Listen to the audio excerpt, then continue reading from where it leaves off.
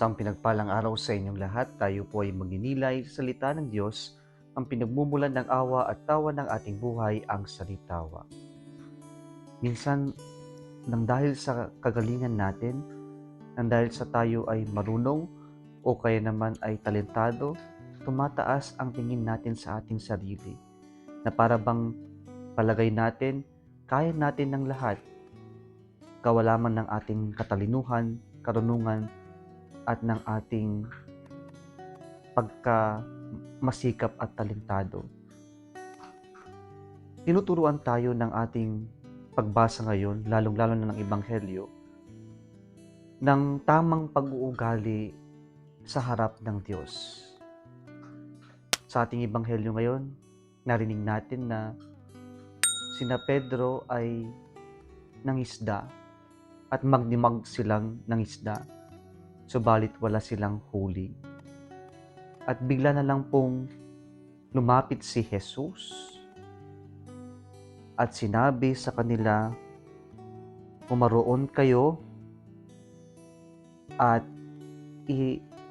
ihagis ang iyong lambat. Put out into the deep." At doon, kahit na alam naman natin sa pagkakataon na ito, mas marunong si Pedro. Siya ay bihasang mangingisda at ang nagsabi sa kanya na put out into the deep ay isang karpintero. Kung tutuusin, kapag titingnan natin yung sagot ni Pedro, nung una, magdamag na kaming walang huli, maestro. Para bang, teka muna, ako ang marunong dito. Teka muna, ako ang mas magaling. Pero nagbago si Pedro. Sabi niya, nang dahil sa sinabi mo, gagawin ko. Ito yung tamang pag-uugali sa harap ng Diyos.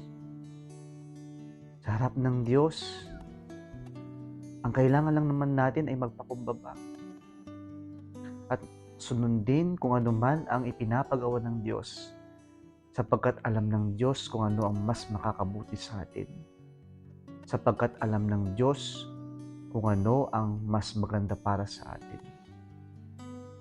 At ang Diyos hindi niya tayo pababayaan. Ang Diyos hindi niya tayo bibiguin. Magkaroon lamang tayo ng tamang disposisyon sa harap ng Diyos, ang manalig at ang magtiwala sa Kanya. At may papakita natin ng ating pananalig at pagtitiwala sa Kanya kung marunong tayong sumunod sa kung ano man ang ipinapagawa ng Diyos para sa atin. Sana po mga kapatid, pahintulutan natin ng Diyos na maging in charge sa atin. We allow God to take over our life, especially in times we feel we are vulnerable, weak, powerless. Most especially, we still allow God to be in charge in times we know that we are powerful, that we are strong, that we are talented, that we do all things and we offer all these things back to the Lord, because everything that we have comes from Him. Sana ito pa rin yung ating tamang disposisyon at pag-uugali. Ang pahintulutan ng Diyos na siya pa rin ang may kontrol sa lahat ng bagay sa buhay natin.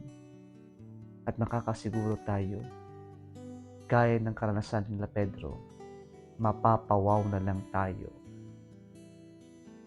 sa kabutihan at kagalingan ng Diyos. Muli isang pinagpalang araw sa inyong lahat.